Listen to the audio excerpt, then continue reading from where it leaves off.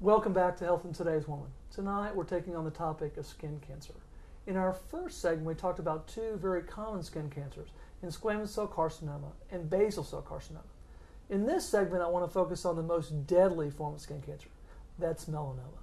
And to start off with this, I wanted to start with a statistic. Melanoma is the most common form of cancer in patients from age 25 to 29, and the second most common in patients from 15 to 29. Although less than 5% of skin cancers, it accounts for 75% of all cancer deaths. So that's a pretty dramatic underpinning of melanoma. So again, we're joined by Dr. Kattine. I want you to kind of, first of all, say a little bit about those statistics. That's pretty amazing that we're seeing it that young and that common. Right, and of course, we're picking up on it earlier and earlier, which is a good thing because it's more readily curable at those stages. And so, yeah, it affects younger people, and it's more deadly. So it's important to find it. And that's interesting because it does affect younger people. Because a lot of people think melanoma is an old person's disease, right. And although the statistics I think show that it is, most of the people who die are older. It can occur in young people, can it? Sure. And it can be very problematic in young people. Definitely. Yes. Now, the other question I want to get to, and then we've got some great pictures I want to show you, but I want to start here. Everybody's got that funny-looking mole. What makes it to where I'm concerned? Because everybody's got that thing. I had this since I was a baby. Doing what I do, I see them all the time, and I always mention to people, I always look at moles because melanoma can occur in places that you don't expect. How do you suggest to a patient to say, okay, this is just a funny-looking mole. When does it become a problem? We need to evaluate it. Well, first of all, I always say that if a mole is changing, it should be checked out. It should be evaluated. And so that's one thing. Most moles are going to grow as you grow.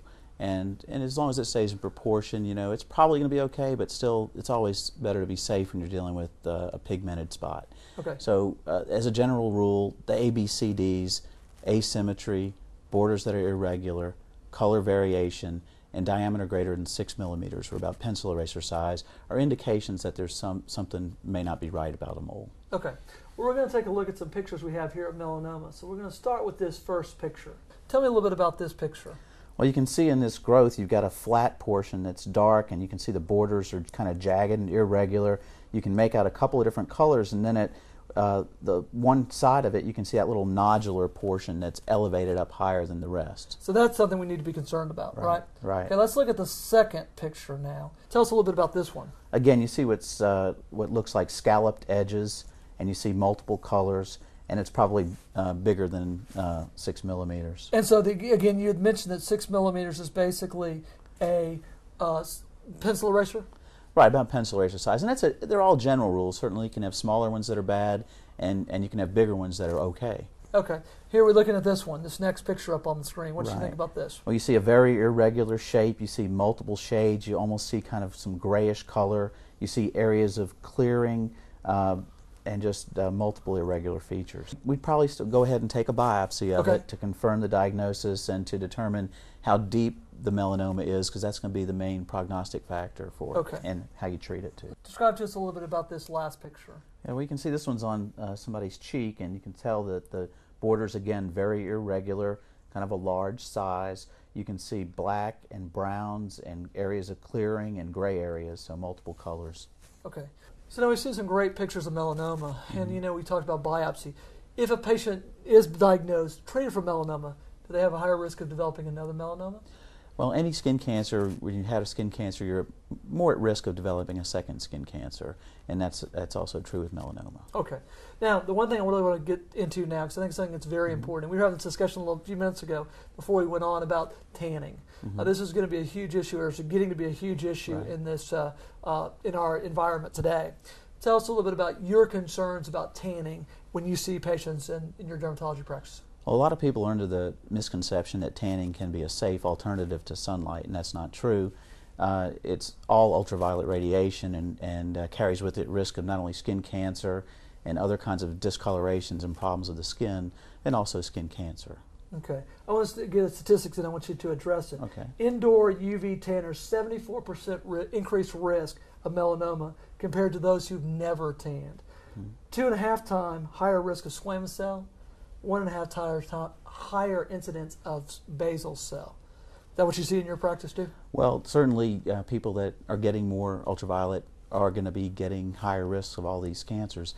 Also, there's a statistic that the combination of the high ultraviolet in tanning beds combined with high outdoor sunlight accelerates the growth of skin cancers. Really, and you're going to probably find people who are doing the indoor tanning are probably going to be the ones that are laying out on their back porch trying to increase their sun tan. People getting their base tan at the tanning bed before going out to the beach. Yes, that's a great comment. The other thing I thought was really interesting, one other statistic, an average day, more than 1 million Americans attend tanning salons. That's amazing. So this is an amazing thing. It's something we're seeing a lot more of.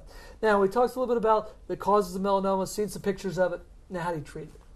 Well, melanoma treatment is based on the depth and the staging of the melanoma, and so there's a variety of different ways to treat it.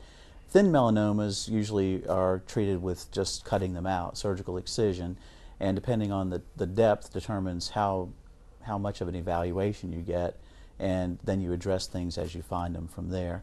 There's different kinds of chemotherapy type treatments and interferon that you can use, and all that's directed based on the findings at surgery and your pathology results. Now, interestingly enough, we haven't even mentioned chemotherapy and these other types of skin cancers. Right. So this is one that's a completely different ballgame. Absolutely. Melanoma, I've always understood, is a completely different ballgame than squamous cell and basal cell. It is much more invasive. It is much more deadly. Is that true? That potential to be much more deadly is there. Yes. And these are patients who really need to be caught, treated in a fairly quick fashion. Right. Okay. Are patients who, we talked about tanning booths. What about those patients that are out, for example, do outdoor jobs? Are they more susceptible to melanoma and should be more concerned about it? Well, it's just like any sun exposure.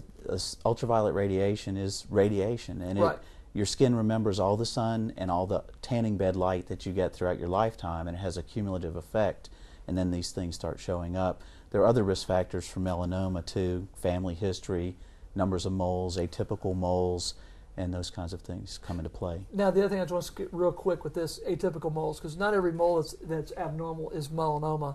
You can get kind of atypical moles that aren't quite normal, not quite abnormal. Is that right? Right. And atypical moles are a marker for increased risk of melanoma, and they're also possibly ones that can become melanoma. Okay. Now, we've had a great discussion about the different types of skin cancer, but I think it's always important to discuss prevention.